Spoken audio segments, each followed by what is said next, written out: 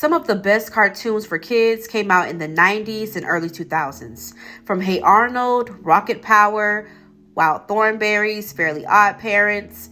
But one of my favorites was the preteen melodrama As Told by Ginger. The series originally aired on Nickelodeon on October 25th, 2000 for 3 seasons. For a young kid, the storylines always kept me on the edge of my seat, from navigating friendships, cliques, popularity, datings, and so much more. So today we'll be doing a little deep dive into Ginger's core friend group and frenemies in the series, which I truly believe was a soap opera for kids. I'm Ashley Grace, and this is The Culture Voyage.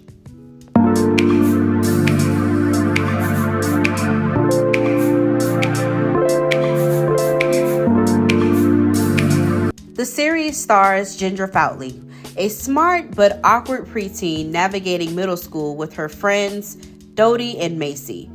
Like most teenagers, Ginger wants to be popular and well-liked, but also has a good balance of standing up for herself in the face of adversity.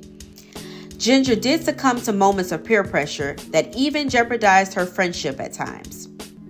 Dodie was a gossip girl, okay, who desperately wanted to be popular. She encourages Ginger to do whatever Courtney asks of her so that she can live vicariously through Ginger and get that much closer to being popular. Macy, on the other hand, marches to the beat of her own drum. She supports her friends' desires and popularity and all of those things, but quite honestly, she is just okay with being herself. Do I look like a girl who's concerned with what's cool?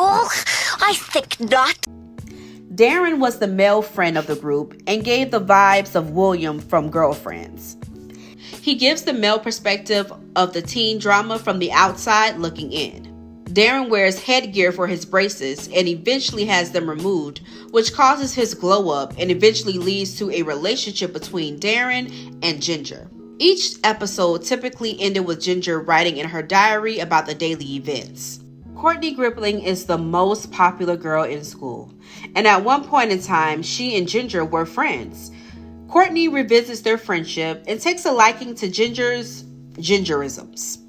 Courtney's best friend, Miranda Kilgallen, however, does not like the new interest Courtney has found in Ginger and tries her best to make Ginger's life miserable.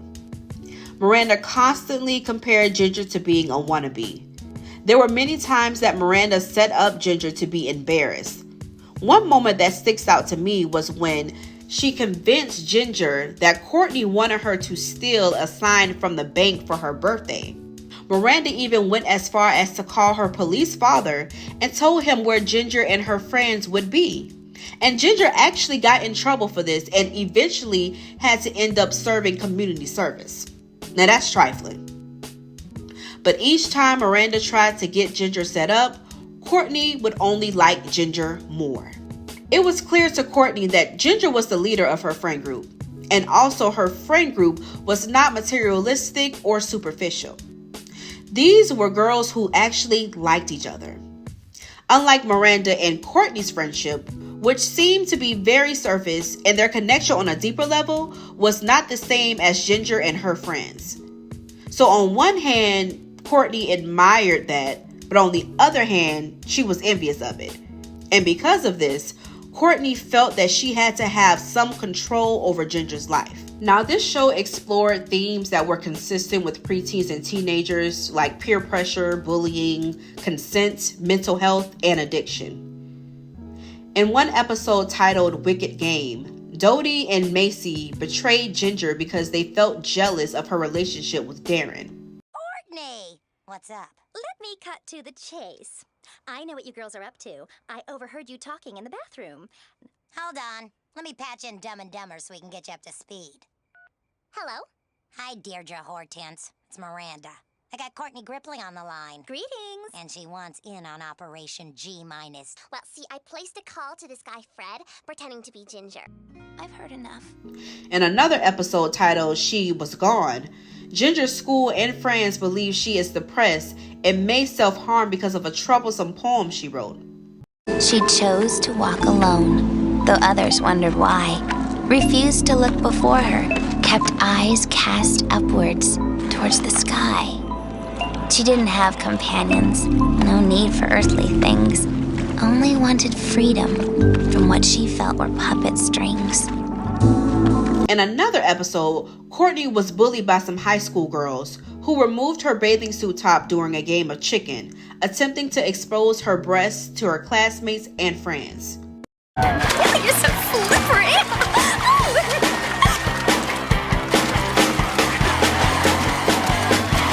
Macy, code red.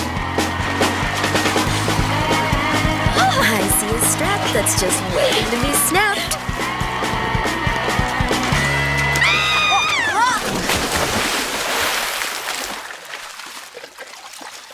Now here are some fun facts.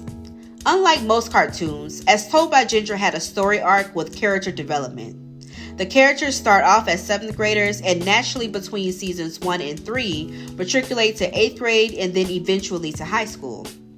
It is one of the only cartoons that I can remember where the majority of the characters change their clothes from scene to scene and episode to episode. The theme song, I'm in Between, was always a highlight, and singer Macy Gray is most notably remembered for singing the theme song. Someone once told me the grass is much greener on the other side. When I paid a visit, while it's possible I missed it, it seemed different yet exactly the same. However, the theme song was sung by 2 other people before Gray. The original version was sung by voice actor for Ginger, Melissa Disney. Someone once told me the grass is much greener on the other side. Hey guys. Well, I paid a visit, and while it's possible I missed it, it seemed different, yet exactly the same. That version was replaced before U.S. broadcast of the show, which was later performed by actress and voice actor Cree Summer, who also voiced the character Miranda. Someone once told me the grass is much greener on the other side. Now I paid a visit, while it's possible I missed it. It seemed different yet exactly the same. That version was used for the first half of the first season, before the last version, sung by Macy Gray, replaced it and is the version we hear for the rest of the season. In my humble opinion, this whole series gave the movie Mean Girl vibes. Even from the setup of Ginger's room and Courtney's room, the similarities are uncanny. The obsession with being popular and the demeaning of others also had similar themes. This show was created well before its time and was good programming for preseason young adults. Due to some of the themes, however, I do believe this show should have been viewed with adult supervision. I wanted to focus this video primarily on Ginger's core friend group, but I would be remiss if I didn't mention Ginger's mother, Lois. I appreciated the representation of a single mother raising her children. Even with Lois being a full-time nurse, she always made time for her children. If Ginger did not have her mother as a soundboard, she could have been easily misled in some instances by her friends and peers. Of course, you can't protect your children from everything, but having a parental figure who takes interest in your life and what you're going through is paramount. But what did you guys think of this show? Leave your comments below and don't forget to like and subscribe. And I will see you all in the next Culture Voyage. Bye! You know, we're not put on this earth to live perfect lives where we never get hurt and we never make mistakes. We're put here to hurl ourselves headfirst into this crazy world. And the bruises and scrapes you get along the way, they just mean you're living life. Once again, thanks, Mom.